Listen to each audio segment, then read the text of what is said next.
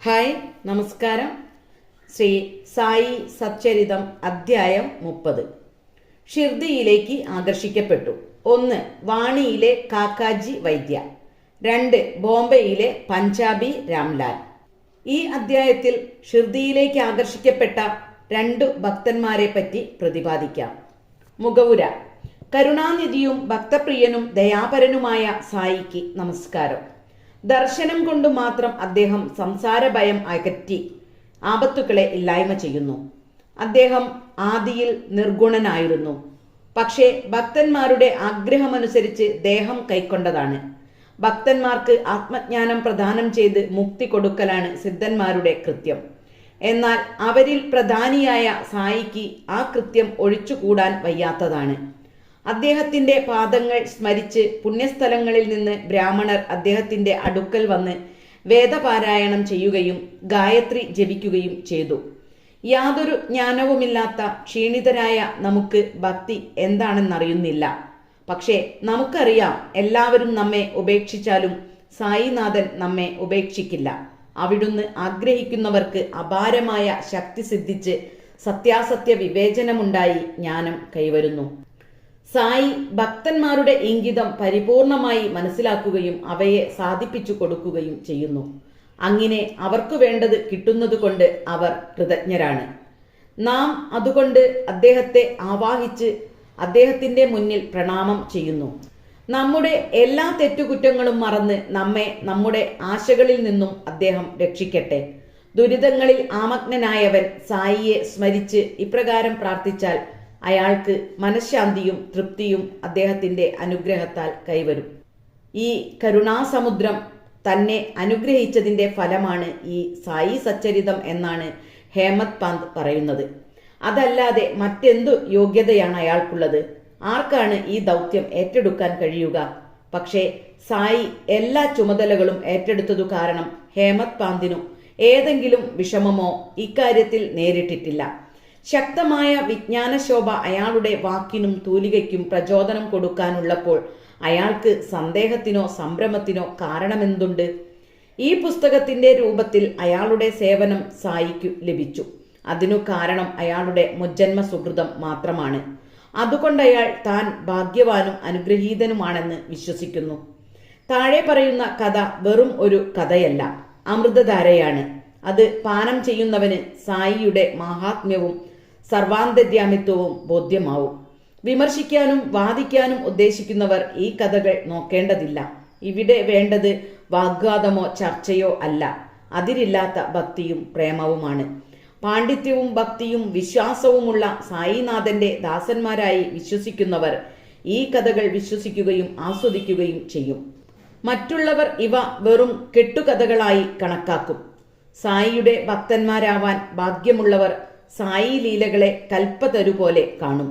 ഈ സായി ലീലകളാകുന്ന അമൃതം പാനം ചെയ്താൽ അജ്ഞനായ ജീവന് മോചനവും ഗൃഹസ്ഥന് സംതൃപ്തിയും അന്വേഷകന് സാധനയും സിദ്ധിക്കും. ഇനി ഈ അധ്യായത്തിലെ കഥയിലേക്ക് പ്രവേശിക്കാം. കാക്കാജി വൈദ്യ. നാസിക് ജില്ലയിലെ വാണിയിൽ കാക്കാജി വൈദ്യ എന്നു പേരായ ഒരാളുണ്ടായിരുന്നു. അയാൾ സപ്തശൃംഗീദേവിയുടെ പുരോഹിതനായിരുന്നു. പല ദുരിതങ്ങളും നേരിട്ട് അയാൾക്ക് മനഃശാന്തി നഷ്ടപ്പെട്ടു. അയാൾ കഷ്ടത്തിലായി. ഈ ചുറ്റുപാടിൽ അയാൾ ദേവിയുടെ അടുക്കൽ പോയി. ഈ കഷ്ടപ്പാടുകളിൽ നിന്ന് മോചനം ലഭിക്കാനായി മനം നൊന്തു പ്രാർത്ഥിച്ചു. ദേവി അയാളുടെ ഭക്തി കണ്ട് സന്തുഷ്ടയായി. അന്നു രാത്രി അയാളുടെ സ്വപ്നത്തിൽ പ്രത്യക്ഷപ്പെട്ട് ഇപ്രകാരം പറഞ്ഞു: നീ ബാബയുടെ അടുക്കൽ പോകുക, എന്നാൽ നിനക്ക് ശാന്തിയും സമാധാനവും സിദ്ധിക്കും. കാക്കാജിക്ക് ഈ ബാബ ആരാണെന്ന് ദേവിയോട് അന്വേഷിക്കണമെന്നുണ്ടായിരുന്നെങ്കിലും അപ്പോഴേക്കും അയാൾ ഉറക്കം ഉണർന്നുപോയി. പിന്നെ അയാൾ ദേവി നിർദ്ദേശിച്ച ബാബ ആരായിരിക്കുമെന്ന് ആലോചിക്കാൻ തുടങ്ങി. കുറെ ആലോചിച്ച് അത് ത്രംബകേശ്വരനായിരിക്കുമെന്ന് തീരുമാനിച്ചു. അങ്ങനെ അയാൾ നാസിക്കിലെ ത്രംബക്കിൽ പോയി 10 ദിവസം അവിടെ താമസിച്ചു. ഈ ദിവസങ്ങളിലെല്ലാം അയാൾ പ്രഭാതത്തിൽ എഴുന്നേറ്റ് കുളിച്ചു രുദ്രമന്ത്രം ജപിച്ച് ലിംഗത്തിൽ അഭിഷേകം ചെയ്യലും മറ്റു ചടങ്ങുകളും ചെയ്തുകൊണ്ടിരുന്നു. ഇതൊക്കെ ചെയ്തിട്ടും മനഃശാന്തി മാത്രം കിട്ടിയില്ല. പിന്നീട് അയാൾ നാട്ടിലേക്ക് തന്നെ മടങ്ങി വന്ന് വീണ്ടും ദയ കാണിക്കാനായി ദേവിയോട് തന്നെ പ്രാർത്ഥിച്ചു. ആ രാത്രിയിൽ വീണ്ടും ദേവി സ്വപ്നത്തിൽ പ്രത്യക്ഷപ്പെട്ടു പറഞ്ഞു: നീ എന്തിന് വെറുതെ ത്രംബകേശ്വരത്തിലേക്ക് പോയി? ഞാൻ ബാബ എന്നതുകൊണ്ട് ഉദ്ദേശിച്ചത് ഷിർദിയിലെ ശ്രീ സായി സമർത്ഥനെയാണ്. ഇപ്പോൾ കാക്കാജിയുടെ പ്രശ്നം എപ്പോൾ എങ്ങനെ ഷിർദിയിലേക്ക് പോകണം എന്നതാണ്. എങ്ങനെ സായിബാബയെ കാണും? എന്നാൽ ആരെങ്കിലും ആത്മാർത്ഥമായി സിദ്ധന്മാരെയോ ദൈവത്തെയോ കാണാൻ ആഗ്രഹിക്കുന്നുണ്ടോ? ആ ആഗ്രഹം പൂർത്തീകരിക്കപ്പെടുക തന്നെ ചെയ്യും. യഥാർത്ഥത്തിൽ സത്ത്, ആനന്ദം എന്നിവ ഒന്നു തന്നെയാണ്. അവർ തമ്മിൽ ലവലേശം വ്യത്യാസമില്ല. ഞാൻ തന്നെത്താൻ ഒരു സിദ്ധനെ കാണും എന്ന് ആരെങ്കിലും പറഞ്ഞാൽ അതൊരു വെറും വാക്കു മാത്രമാവും. ഋഷി കൽപ്പിതമല്ലെങ്കിൽ ആർക്കാണ് അവരെ കാണാൻ കഴിയുക? അദ്ദേഹത്തിന്റെ ആജ്ഞയില്ലാതെ ഒരില പോലും ഇളകുന്നില്ല. ഒരു ഭക്തൻ ഭക്തിവിശ്വാസം വർദ്ധിപ്പിച്ച് ഋഷിമാരെ കാണാൻ ആത്മാർത്ഥമായി ആഗ്രഹം ഉൾക്കൊള്ളുമ്പോൾ ആ ആഗ്രഹം എത്രയും വേഗം അയാൾക്ക് സാധിച്ചു കൊടുക്കുന്നു. സന്ദർശനത്തിന് ക്ഷണിക്കുന്നവൻ സ്വീകരണത്തിനും ഏർപ്പാട് ചെയ്യണമല്ലോ. അതുപോലെ തന്നെയാണ് കാക്കാജിക്കും സംഭവിച്ചത്. ശ്യാമയുടെ പ്രാർത്ഥനകൾ. കാക്കാജി ഷിർദിക്ക് പോവാൻ ആഗ്രഹിച്ചിരിക്കുമ്പോൾ ഒരു അതിഥി വന്നു. അത് ബാബയുടെ ഏറ്റവും ഉത്തമ ഭക്തനായ ശ്യാമ തന്നെയായിരുന്നു. അയാൾ ഈ സമയം വാണിയിലെത്തിയത് എങ്ങനെയെന്ന് നോക്കാം.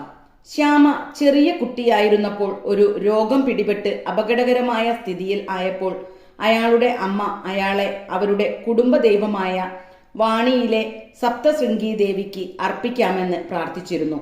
കുറെ കാലം കഴിഞ്ഞപ്പോൾ അമ്മയ്ക്ക് മുലയിൽ വട്ടച്ചൊറി പിടിപെട്ട് ബുദ്ധിമുട്ടിലായി.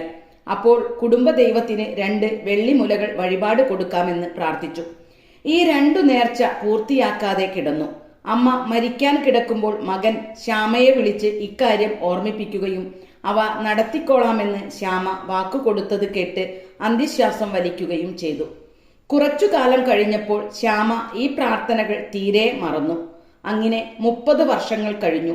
ഈ കാലത്ത് ഷിർദിയിൽ പ്രശസ്തനായ ഒരു ജ്യോത്സ്യൻ വന്ന് ഒരു മാസം താമസിച്ചു.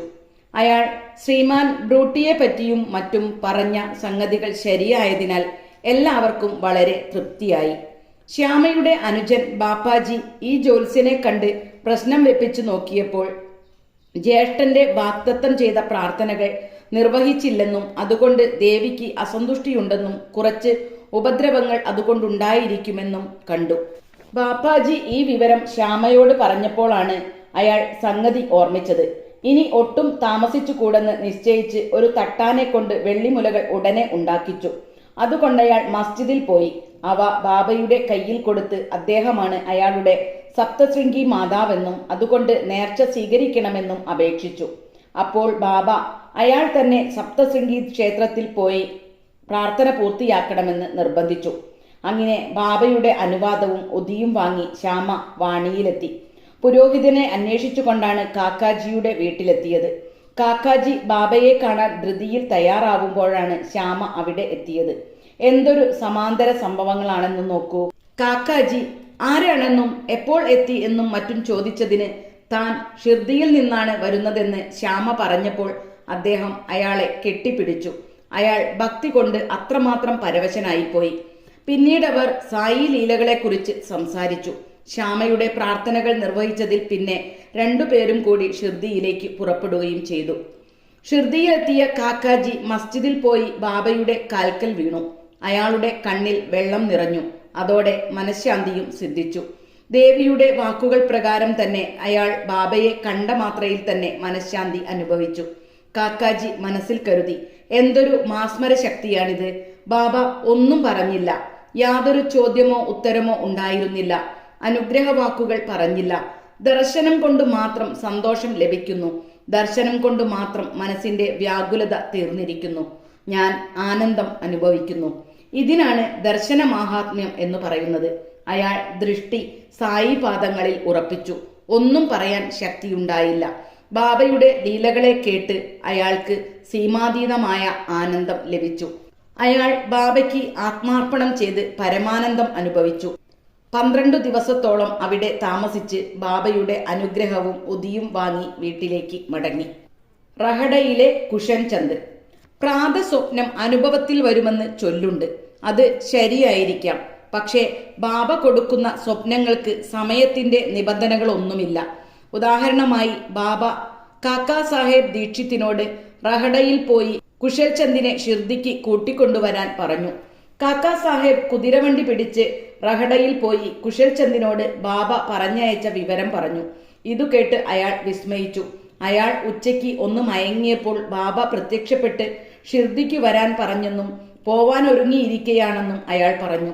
ഒരു കുതിരവണ്ടി കിട്ടാത്തതിനാൽ മകനെ ബാബയുടെ അടുക്കലേക്ക് വിവരം പറഞ്ഞ് അയച്ചതായിരുന്നു. അയാൾ ഗ്രാമാതിർത്തിയിൽ എത്തുമ്പോഴേക്കും ദീക്ഷിത്തിന്റെ കുതിരവണ്ടി വന്നു. ദീക്ഷിത് അയാളെ കൂട്ടാനാണ് വന്നതെന്നു പറഞ്ഞ് കുഷൻചന്ദിനെയും കൂട്ടി അതേ വണ്ടിയിൽ ഷിർദിയിലേക്ക് പോയി. കുഷൻചന്ദ് ബാബയെ കണ്ട് സന്തുഷ്ടനായി. ബാബയുടെ ലീലകളിൽ അയാൾ ആനന്ദവാനായി. ബോംബെയിലെ പഞ്ചാബി രാമലാൽ. ഒരിക്കൽ ബോംബെയിലെ പഞ്ചാബി രാമലാൽ എന്നൊരാൾക്ക് ബാബ സ്വപ്നത്തിൽ പ്രത്യക്ഷപ്പെട്ട് ഷിർദിയിലേക്ക് ചെല്ലാൻ പറഞ്ഞു. ബാബ ഋഷി രൂപത്തിൽ പ്രത്യക്ഷപ്പെട്ടെങ്കിലും എവിടെയാണുള്ളതെന്ന് അയാൾക്കറിയില്ലായിരുന്നു. അദ്ദേഹത്തെ പോയി കാണാൻ നിശ്ചയിച്ചുവെങ്കിലും വിവരങ്ങളൊന്നും അറിയാത്തതിനാൽ അയാൾ വിഷമിച്ചു. പക്ഷേ അഭിമുഖ സംഭാഷണത്തിന് ക്ഷണിക്കുന്നവർ അതിന് ഏർപ്പാട് ചെയ്യണമല്ലോ. അതുതന്നെ ഇക്കാര്യത്തിലും സംഭവിച്ചു. അയാൾ അന്നു വൈകുന്നേരം തെരുവിൽ കൂടി നടക്കുമ്പോൾ ബാബയുടെ ഒരു പടം കണ്ടു. അയാൾ സ്വപ്നത്തിൽ കണ്ട ഋഷി ഇതേ രൂപത്തിലായിരുന്നു. അന്വേഷണത്തിൽ ആ പടം ഷിർദിയിലെ സായി ബാബയുടേതാണെന്ന് മനസ്സിലായി. ഉടനെ അയാൾ ഷിർദിയിലേക്ക് പോകുകയും മരണം വരെ അവിടെ താമസിക്കുകയും ചെയ്തു. ഇങ്ങനെ ബാബ ഭക്തന്മാരെ ഷിർദിയിലേക്ക് ദർശനാവശ്യാർത്ഥം വരുത്തി അവരുടെ ലൗകികവും ആധ്യാത്മികവുമായ ആവശ്യങ്ങൾ സാധിപ്പിച്ചു കൊടുത്തു. ശ്രീ സായിയെ നമിക്കുവിൻ. ലോകശാന്തി ഭവിക്കട്ടെ.